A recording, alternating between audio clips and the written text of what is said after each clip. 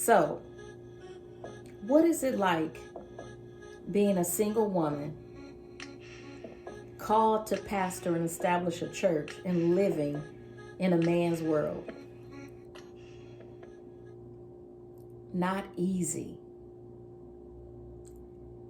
This message goes out there to all of you single women pastors. I'm going to be praying for all of you because I am trailblazing my own path, me and the Lord, and stepping out into Janine May Ministries and establishing myself as a pastor.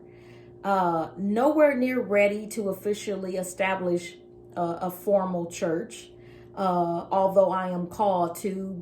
At this season of my life right now, I'm saturating myself and I'm saturating Janine May Ministries in prayer. It's a little cold and I hate the cold. And I've been praying for the Lord to give me a release to move somewhere other than someplace cold. Praying about California, thinking about going to go back to Atlanta for a little while. But you know what? I'm in a season of my life where I can't move without God. And so I've really been praying, Lord, show me what to do. As much as I don't like the cold and as frustrated as I am about living in Detroit, I would be more frustrated if I moved and went somewhere and God didn't go with me. But let's get back to the point. Single woman, single pastor in a man's world. I think this would be so much easier if I had a husband. I don't want to put off the will of God for my life waiting for a husband. And so my goal is to be obedient, pursue God, continue to pray, and do what he's called me to do in this season of my life. But when I think about how far women have come, it makes me think that we really haven't come that far at all. I firmly believe the word of God where it says that wives are to submit to their husbands in everything. I do desire to get married again. I can't get past the word everything. It's like with God, all things are possible. All means all. And everything means everything. Wives, submit to your husbands in everything. So if it is the will of God for me to get married and God blesses me with a husband, then it has to be a man who is called to pastoral ministry or bishoporic ministry or apostolic ministry, somebody that I can submit to in everything. And so that means that I don't have the liberty of choosing a man or being chosen by a man who can't cover me when it comes to ministry. When it says everything, it means everything. That's my conviction, and that's what I stand on. Or I don't get married, because I do plan on fulfilling the will of God for my life, and I don't want to be out of order. I really think I want to put something together where women pastors come together and we just love on each other and encourage each other. So I'm going to pray about that. But back to it. Single woman, single pastor in a man's world. I want to know what it's like for you single women pastors. Was it easy? Is it easy? Has it been hard?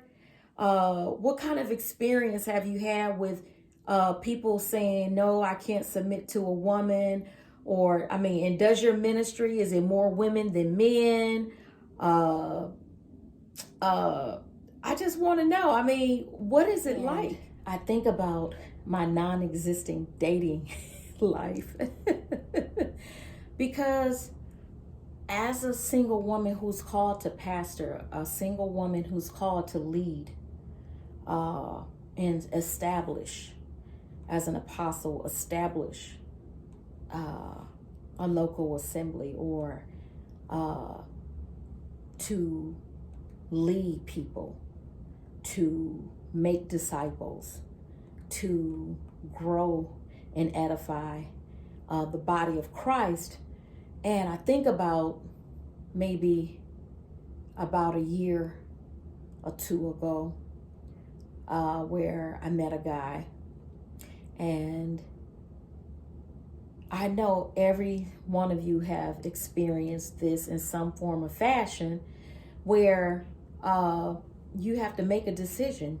Some of us has made the wrong decision, and I'm guilty. I've made the wrong decision before in the past and got married. I am divorced, been divorced since 2013, as I stated before. I met this guy and we clicked. I mean, we clicked. He was almost everything that I was looking for. Attractive, retired, settled, didn't have a lot of children, a good father. The chemistry was off the chain. But what was the but? We weren't equally yoked.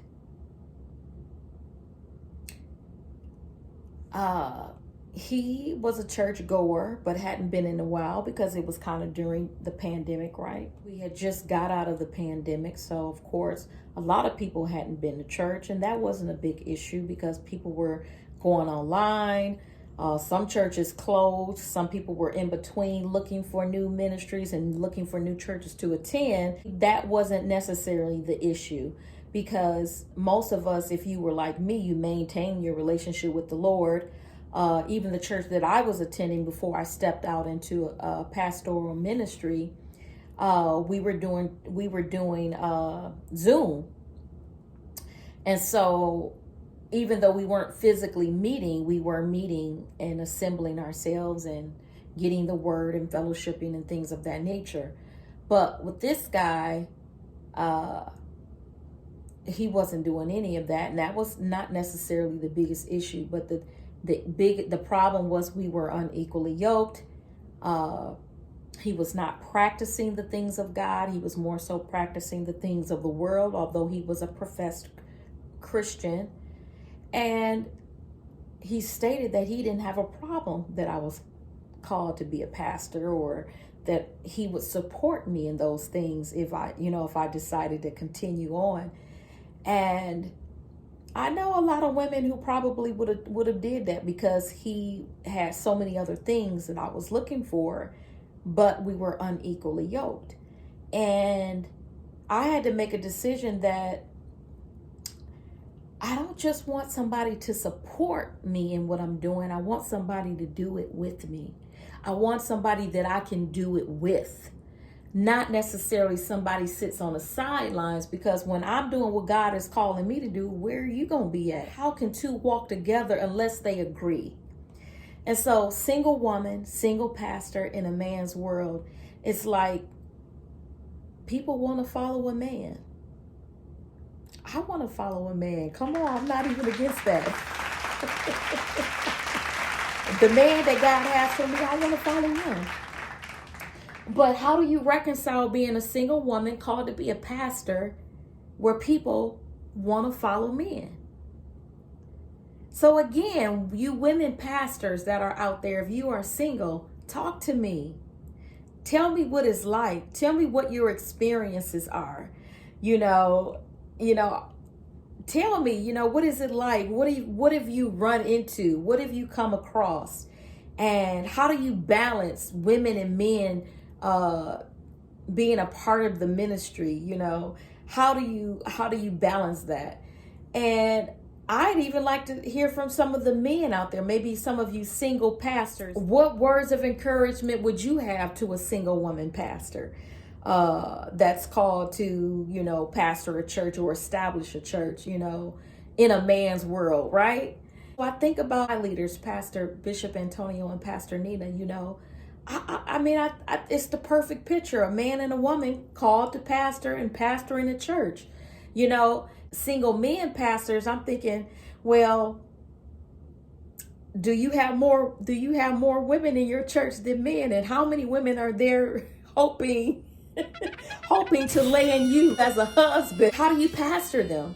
I mean, I guess it's not really your concern who's there for the right reasons. And, but do you think about how many single women are going to leave when you get married? Because I think about that kind of stuff, it's like half the women leave once you get married and you find the person that God has for you. And then how do you minister to the single women? I mean, do you minister to them and say, hey, have you ever asked them that? Say, listen, I'm not asking you personally how you feel about me, but look, tell me, who gonna still be with me when I get married? I mean, are y'all gonna fall off? This is the stuff that I think about, okay? So don't shoot me down. We talk about the inner struggle. These are my inner thoughts that I think about. Social media can be a device that you can use for dating because people inbox me all the time. Not to say that there's something wrong with the guys that inbox me, but it's just that if you're not called to the leadership, no, I am saying that's all that I'm accept is somebody that's called as a pastor, not because that's what I'm pursuing. Like, I just want a pastor. No, because that's my calling. That's what I've been called to. I was called to fivefold ministry back in 1995. And I have been pursuing ministry ever since I received my calling. So I have not allowed myself to be pure and sanctified and set apart and not dating, just random people, but doing my best to wait on the Lord and not wasting my time with people who are just not for me. And I'm not for them because as quiet as it's kept, some guys, they might say, oh, you for me because they're looking at the outside or even the inside, because I believe that I'm a good catch. I believe that I'm beautiful inside and out. But at the same time, if you really don't know me, if you don't really know how I think and how I roll and how I move, you may discover that I'm just not the person for you. As much as you want it, I may not be the right person for you. And that's just the truth. That's just the reality of it. So I am learning some lessons and getting some experience that I never had before, because I've never found myself in this position where I've actually said, you know what, God, I'm getting ready to mind my own business.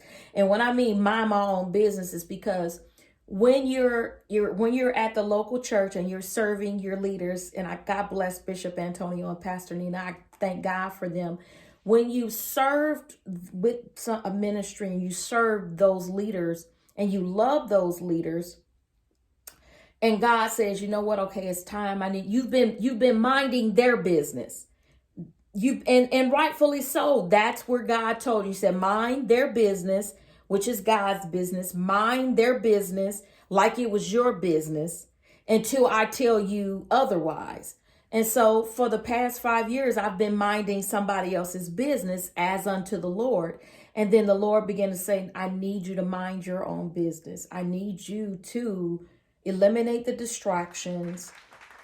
And I need you to focus on what's on the inside of you. I need you to give birth to it. I need you to saturate it in prayer. I need you to seek me with all of your heart and all of your mind. And I need you to tap into what I put on the inside of you. I've already made an impartation and I've already activated what's on the inside of you. So I need you to go full force and forget about what everybody else think. Forget about you're not doing it the way they think you ought to do it. And, hey, no, you need the experience of stepping out and doing what I called you to do. Because if you don't believe in what I put in you, how will anybody else ever realize and believe what I put in you? And so that's what it's like for me today. That is my experience in tonight's video diary, contemplating on what it's like to be a single woman and a single pastor in a man's world. Some of these things that I think about.